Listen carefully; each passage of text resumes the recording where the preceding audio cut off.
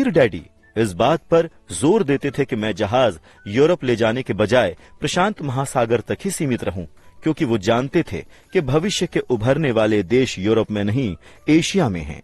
जब मेरे अधिकतर सहपाठी, जिनमें माइकल शामिल था, अपने दोस्तों के साथ घर पर पार्टी और मौज मस्ती कर रहे थे, तब मैं Japan, Taiwan, Thailand, Singapore, Hong Kong, Vietnam, Korea, Tahiti, Samoa और फिलीपींस में व्यापार, लोगों, कारोबारी शैलियों तथा संस्कृतियों का अध्ययन कर रहा था। मैं भी पार्टी मना रहा था, लेकिन अपने घर में नहीं। मेरा ज्ञान बहुत तेजी से बढ़ रहा था। शिक्षित डैडी समझ ही नहीं पाए कि मैंने नौकरी छोड़ने और मरीन कॉर्प में शामिल होने का फैसला क्यों किया। मैंने उन्हें बताया कि मैं हवाई जहाज उड़ाना सीखना चाहता था, लेकिन मैं दरअसल लोगों का नेतृत्व करना सीखना चाहता था। अमीर डैडी ने मुझे समझाया था कि कंपनी चलाने का सबसे मुश्किल पहलू लोगों का प्रबंधन करना है। उन्होंने सेना में 3 साल बिताए थे। मेरे शिक्षित डैडी सेना में कभी नहीं रहे थे।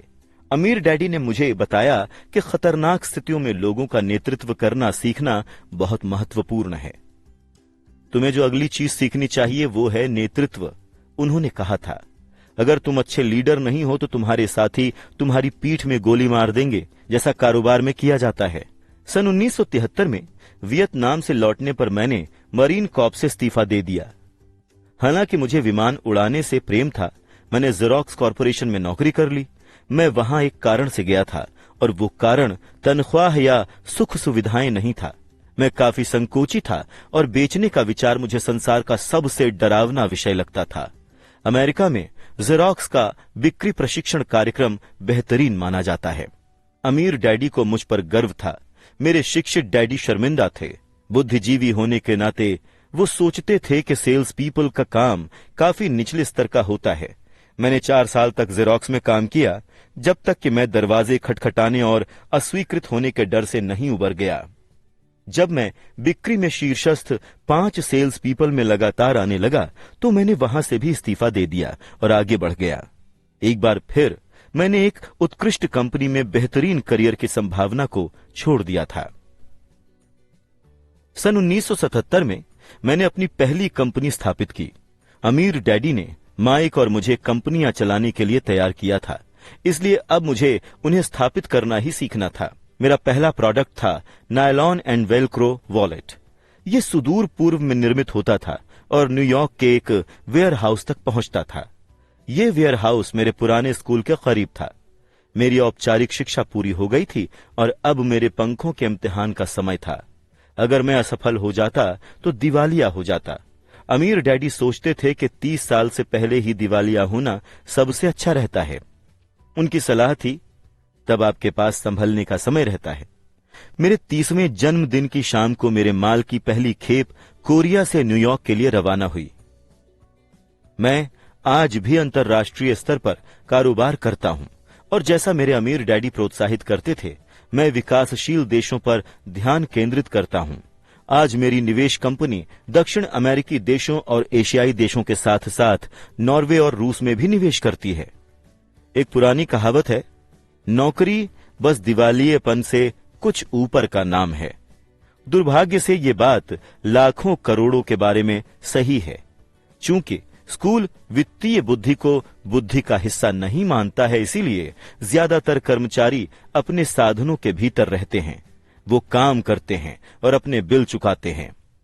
एक और भयानक प्रबंधन सिद्धांत है जो कहता है, कर्मचारी बस इतना ही मेहनत करते हैं कि उन्हें नौकरी से न निकाला जाए, और मालिक बस इतना ही भुगतान देते हैं ताकि कर्मचारी नौकरी छोड़कर ना चला जाए। और अगर आप ज्यादातर कंपनियों में मिलने वाली तनख्वाहों के स्तर को देखें तो मैं कहूंगा कि इस कथन में सच्चाई का अंश है। कुल जमा परिणाम ये रहता है कि ज्यादातर कर्मचारी कभी आगे नहीं बढ़ पाते हैं। वो वही करते हैं जो उन्हें सिखाया गया है। सुरक्षित नौकरी खोजो। ज्यादातर कर्मचारी वेतन और सुविधाओं की खातिर नौकरी करने पर ध्यान केंद्रित करते हैं, जिससे उन्हें अल्पकाल में तो फायदा होता है, लेकिन दीर्घकालीन दृष्टि से ये अक्सर घाटे का सौदा साबित होता है। इसके बजाय मैं युवाओं को यही सलाह देता हूं कि नौकरी खोजते समय वो इस बात पर कम ध्यान दें कि वो कितना कमा रहे हैं, और इस बात पर ज्यादा ध्यान दें कि वो कितना सीख रहे हैं। किसी विशेष पेशे को चुनने और चूहा दौड़ में फंसने से पहले वो सड़क पर आगे देखें कि उन्हें कौन सी योग्यताएं हासिल करनी चाहिए। एक बार जब लोग बिल चुकाने की आजीवन प्रक्रिया में फंस जाते हैं तो वो छोटे चूहों की तरह धातु के छोटे पहियों में चारों तरफ दौड़ने वाले बन जाते हैं। उनके छोटे रोमदार पैर बड़ी तेजी से घूमते रहते हैं। पहिया बड़ी तेजी से घूमता रहता है, लेकिन कल सुबह भी वो उसी पिंजरे में रहेंगे, नौकरी। टॉम क्रूज की फिल्म जेरी मैगवायर में बहुत से बेहतरीन संवाद हैं। शायद सबसे यादगार संवाद है, मुझे पैसा दिखाओ। लेकिन एक ऐसी पंक्ति भी है जिसे मैं सबसे ज्यादा सच्ची मानता हूं। यह उस दृश्य में आई थी जहां टॉम क्रूज कंपनी छोड़कर जा रहा है। उसे अभी अभी नौकरी से निकाला गया है और वो कंपनी में काम करने वाले सभी लोगों से पूछ रहा है, मेरे साथ कौन चलना चाहता है। इस बात पर सन्नाटा छा जाता है और कर्मचारी बर्फ की तरह जम जाते हैं। सिर्फ एक महिला बोलती है, मैं आना तो चाहती हूं लेकिन मुझे 3 महीनों में ही प्रमोशन मिलने वाला है। यह कथन शायद पूरी फिल्म का सबसे सच्चा कथन है। ये वैसा ही कथन है जिसका इस्तेमाल लोग खुद को व्यस्त रखने और अपने बिलों का भुगतान करने के लिए करते हैं। मैं जानता हूं कि मेरे शिक्षित डैडी हर साल अपनी तनख्वाह बढ़ने की राह देखते थे और हर साल निराश होते थे। वेतन वृद्धि पाने की खातिर योग्यताएं बढ़ाने के लिए वो दोबारा कॉलेज जाते थे, मगर एक बार फिर निराश होते थे। मैं अक्सर लोगों से ये सवाल पूछता हूं, ये दैनिक गतिविधि आपको कहां ले जा रही है? उस छोटे चूहे की तरह मेहनत करने वाले लोगों को ये देखना चाहिए कि उनकी कड़ी मेहनत उन्हें कहां ले जा रही है, उनका भविष्य कैसा होगा। अपनी पुस्तक द रिटायरमेंट मिथ में क्रेग एस कार्पेल लिखते हैं, मैं एक बड़ी राष्ट्रीय पेंशन परामर्शदाता कंपनी के मुख्यालय में गया और एक मैनेजिंग डायरेक्टर से मिला जो शीर्ष प्रबंधन के लिए बढ़िया रिटायरमेंट योजनाएं बनाने में विशेषज्ञता रखती थी।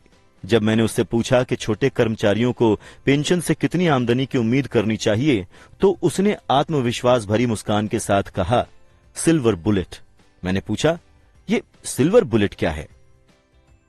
उसने कंधे उचकाकर कहा, अगर बुजुर्गों को लगता है कि बुढ़ापे में उनके पास जीने के लिए पर्याप्त पैसे नहीं हैं, तो ये हमेशा अपने सिर में गोली मार सकते हैं। इसके बाद कार्पेल पुरानी परिभाषित लाभ सेवानिवृत्ति योजनाओं और नई 401 के योजनाओं के बीच का फर्क बताते हैं। नई योजनाओं में ज्यादा जोखिम है, जो आज काम कर रहे अधिकतर लोगों के लिए सुखद खबर नहीं है। और ये तो हुई सिर्फ रिटायरमेंट की बात। जब इसमें चिकित्सा और दीर्घकालीन नर्सिंग होम के इलाज का खर्च जोड़ दिया जाता है तो तस्वीर और ज्यादा डरावनी हो जाती है। आज भी समाजवादी चिकित्सा वाले देशों के कई अस्पतालों को इस तरह के मुश्किल निर्णय लेने की जरूरत होती है, कौन जिएगा और कौन मरेगा। ये निर्णय विशुद्ध रूप से इस आधार पर लिया जाता है कि उनके पास कितना पैसा है और मरीज की उम्र कितनी है। अगर मरीज बूढ़ा है तो अस्पताल वाले प्रायः चिकित्सा सुविधा किसी कम उम्र वाले को देंगे। बूढ़ा गरीब मरीज कतार में सबसे पीछे पहुंच जाता है। जिस तरह अमीर लोग बेहतर शिक्षा का खर्च उठा सकते हैं, उसी तरह अमीर लोग खुद को जिंदा रखने में भी कामयाब होंगे, जबकि जिनके पास दौलत नहीं है वो मर जाएंगे। इसलिए मैं हैरान होता हूं, क्या कर्मचारी भविष्य को देख पा रहे हैं या वो सिर्फ अपनी अगली तनख्वाह तक ही देख रहे हैं और ये सवाल नहीं कर रहे हैं कि वो किस दिशा में बढ़ रहे हैं। जब मैं ज्यादा पैसे कमाने के इच्छुक लोगों के सामने बोलता हूं तो मैं इसी चीज की सिफारिश करता हूं। मैं सुझाव देता हूं कि वो अपने जीवन के बारे में दूरगामी दृष्टिकोण से सोचें। पैसे और सुरक्षा की खातिर काम करने के बजाय, हालांकि यह भी महत्वपूर्ण है, मैं सुझाव देता हूं कि वो कोई दूसरी नौकरी कर लें जिससे वो कोई दूसरी योग्यता सीख जाएं। अगर वो बिक्री की योग्यताएं सीखना चाहते हैं तो प्रायः मैं उन्हें किसी नेटवर्क मार्केटिंग कंपनी में शामिल होने की सलाह देता हूं, जिसे मल्टी लेवल मार्केटिंग भी कहा जाता है।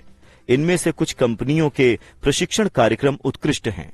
ये कार्यक्रम लोगों के मन में असफलता और अस्वीकृति का डर निकाल देते हैं, जो लोगों के असफल होने का प्रमुख कारण है। लंबे समय में शिक्षा धन से ज्यादा मूल्यवान होती है।